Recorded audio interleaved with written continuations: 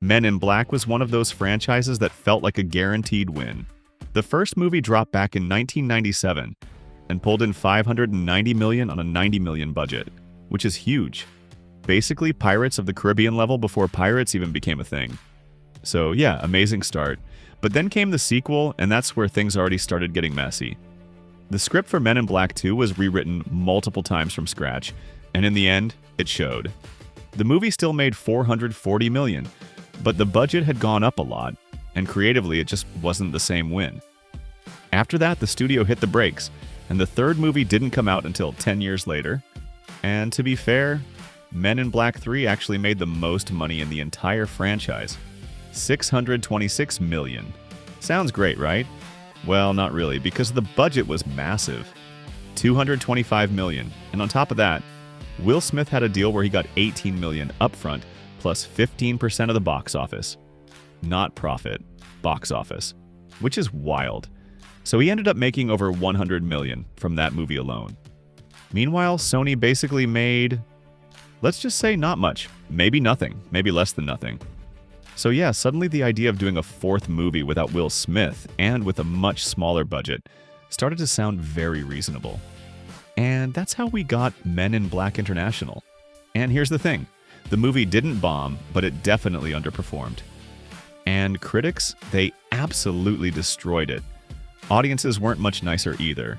And as always, when a movie like this comes out and doesn't live up to expectations, all the behind-the-scenes drama starts leaking out.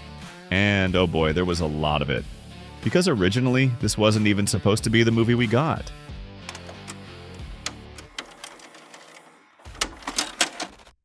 Sony had a completely different idea. They wanted to do a crossover between Men in Black and 21 Jump Street. Yes, seriously. The idea was to combine the two franchises. At one point, they even considered making Channing Tatum and Jonah Hill rookie agents, basically remaking the first Men in Black with them. In another version, they would interact with the existing agents. Sounds insane? Yeah, it kind of is, but the biggest problem was the ratings. 21 Jump Street is R-rated. Men in Black is PG-13. And there was no way the studio was going to suddenly make Men in Black R-rated. But also PG-13 versions of Tatum and Hill? That's a big question mark. There's a very real chance that just doesn't work at all. So after a long back and forth, the deal collapsed. The producer of Jump Street, Neil Moritz, didn't like the profit-sharing terms offered by the Men in Black side. We don't know the exact details, but the vibe was basically, Men in Black is the bigger franchise, so you sit quietly, don't interfere. And if the movie is a huge hit, maybe you'll get a small cut. And Moritz was like, yeah, no thanks. So the crossover died and the studio pivoted to what we now call a soft reboot. They brought in a script by Art Markham and Matt Holloway, the same guys who worked on the first Iron Man and later wrote one of the Transformers movies that got them nominated for a Razzie. Their Men in Black script, though, was reportedly very well received.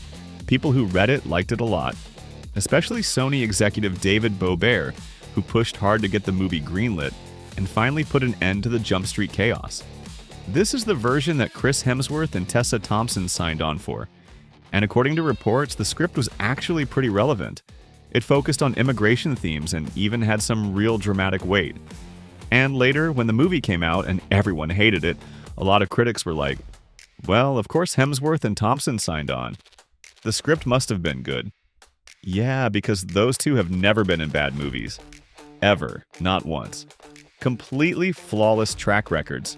Especially Tessa Thompson. Every single movie in her career is just brilliant. Top-tier writing, zero misses. Obviously. So yeah, totally believable that they would never agree to a bad script, but then, surprise, right before filming started in 2018, David Boebert left Sony. The one guy who actually believed in the project? Gone. And that's when things really started to fall apart. Control of the movie shifted to producers Walter Parks and Laurie MacDonald. Now, to be fair, these are not random people. They worked on The Mask of Zorro, Twister, Gladiator, real hits. And they were involved in all the previous Men in Black films alongside Steven Spielberg and Amblin. So, on paper, this looks solid. The problem?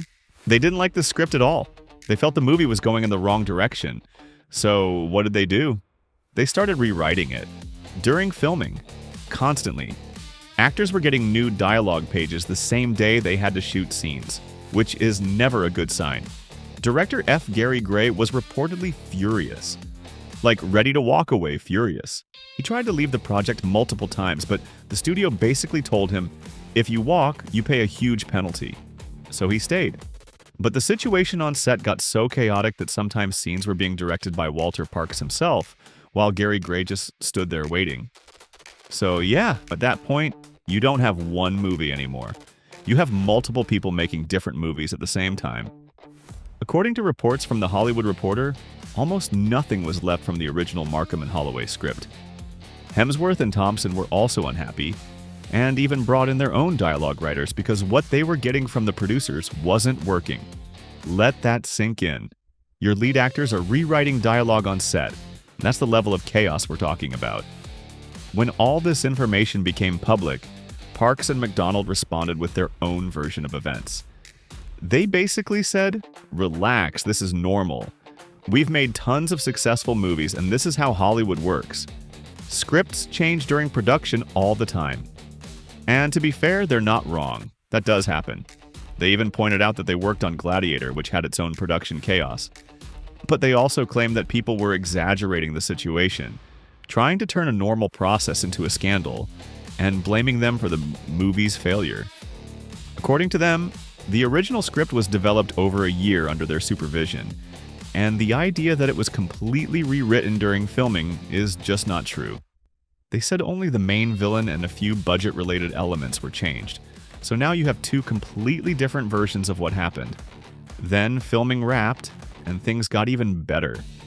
The studio ended up with two different cuts of the movie, one from the producers and one from director F. Gary Gray. And instead of picking the best one, they picked the cheaper one. The producer's cut was almost finished, while the director's version needed a few more $1 million to complete. And since the studio wanted to keep the budget around $100 million, they went with the producer's version. That's the one we all saw. Test screenings, only for friends and family, which might explain why there were no reshoots. Because normally, if something's wrong, studios fix it. Here, not really. Sony basically stepped back from the project completely. Like one of those landlords you see once when you sign the lease and then never again. The reason is pretty simple. The movie had a bunch of outside investors, including Tencent, so Sony's own financial risk was relatively small. And since the main studio always gets paid first, they knew they'd probably be fine no matter what. Marketing was also reportedly pretty minimal. So yeah, not exactly the kind of push you'd expect for a major franchise reboot. In the end, the movie made $253 million worldwide on a $110 million budget. Not a disaster, but definitely not what the studio wanted. And even though the results were disappointing, Sony said they're not done with Men in Black and will return to the franchise at some point. As for what really happened behind the scenes without seeing Gary Gray's version, it's impossible to say whether the producers were trying to save the movie or quietly bury it. But one thing we do know for sure, like Chris Hemsworth and Tessa Thompson would never ever agree to be in a bad movie. Especially Tessa Thompson, obviously. That was Frame Back. Subscribe for more rewinds and see you on the next one.